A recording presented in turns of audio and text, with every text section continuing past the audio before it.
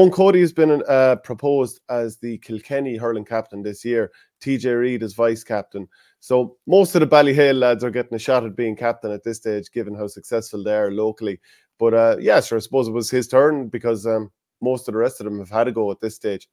Yeah, he obviously had a fantastic All-Ireland club final performance. It's going to be, now TJ being vice captain is kind of funny, really, like, you know, because am I right in saying TJ has captained 2 teams that were beaten in All-Ireland finals? He was captain in 10, wasn't he? And 19. 19, yeah.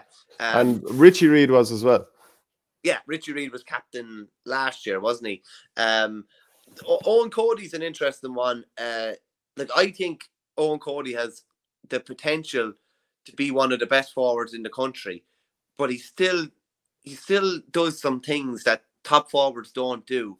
You know, the ball in hand, 45, 50 yards out, and, you know, it goes the far side, might put it wide. There's some opportunities that he just, the real clinical forwards maybe are a bit more kind of precise with, but like, he gets some amount of chances and gets himself into some amount of opportunities in games.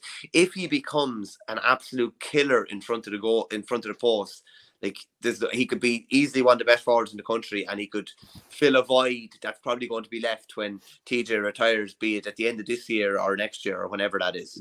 He's only 22, Yeah. and I wonder, and sometimes I have discussions with people, would you prefer him closer to goal more often? I know obviously he can play further out the field, and you wouldn't always keep him inside or out. Yeah, but I prefer him closer to goal. I just think, like, especially when you have a good hand as well, being close to goal, if you win it in the air, you can just turn and you're straight in.